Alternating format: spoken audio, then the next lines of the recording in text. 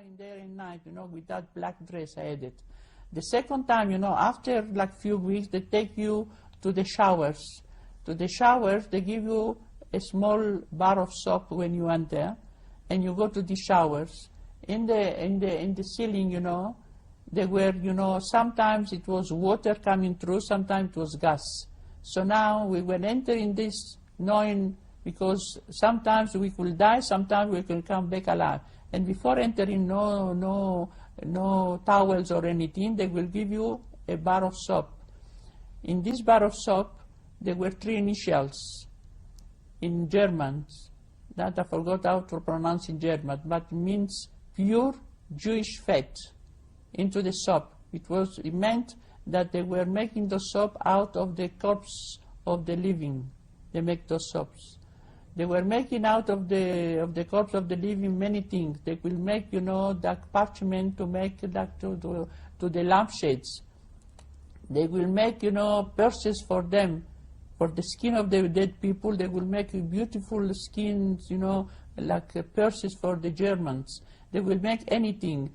And then the flesh, they were sometimes, when they burn, if they were not burned, they will use it to make sausages and to make, polony that they were giving us at night to eat. It was, like you say, at the beginning we were very kosher, as you say in Rhode Island. We didn't want to touch polony, not even knowing that it was human. We thought it was from the cow. But then, my father, at the beginning, 40 days, we will see the men, from the other side of the fence. There were electric wires.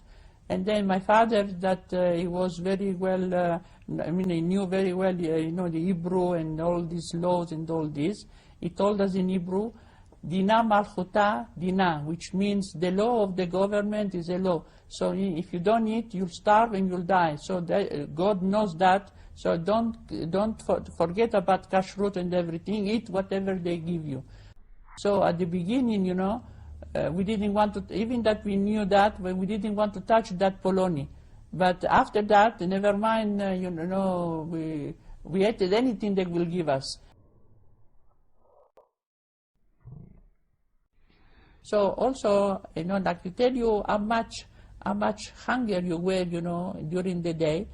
In those long marches that they were taking, here and there to make those funny, that extenuating, work, that doing nothing concrete, we were so very hungry. One day while we were walking, a friend of ours, in our group, she found, a human bone lying dead in the snow. And we were all so excited. She took that human bone and she started sucking. There was nothing to suck in it, but it just, something to put under her mouth. It was very, very hungry. There was no grass. There was nothing to come put under her mouth. And then everybody begging, let me suck, let me suck. And we knew exactly it belongs to a human leg. But we were just sucking all the same, sucking that bone and finding a little bit comfort, like sucking something and now, because we were really very hungry. Sometimes you stand there and you fall down because from starvation, from starvation. No water, no food in your body.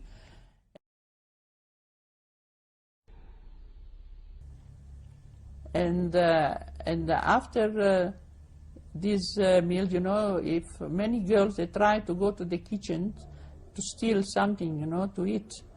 When the more clever, one of the more, not clever, you must say, they were starving the most. If they find you pinching a potato or a piece of bread or whatever, or an onion, whatever, they will find you, and it was very much punishment. They will kill you on the spot.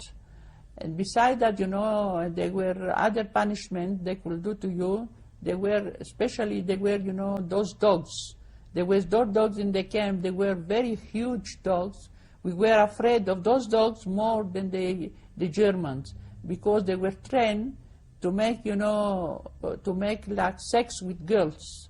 So if they want to punish you, they will take these horrible big dogs and they force you there to make whatever. In any case, it happened, there was a French lady, and she had a beautiful daughter of 16 She was really beautiful. And then, you know, they forced the girl, I don't know what she has done wrong, to do that with the dog. The mother was watching. The girl died because the dog was vicious and bad and big and whatever. She died on the spot. And the mother, she couldn't stand it anymore. She went and hanged herself to the barbed wire, you know, electric, and she died as well. And besides all this horror, there were also those in the towers, those Germans watching you, every movement you did in the camp. Anything it was not clear to them, they would shoot on the spot. Their death count nothing. It was a fly, in human time, in normal time, it's got more chance to survive than us. Excuse me.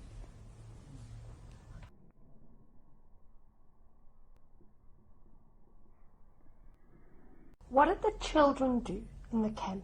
The children, they were not children. As soon as they arrived, they were put into death with the old. The old and the children, they were put in aside. I know we see some films, they show that there were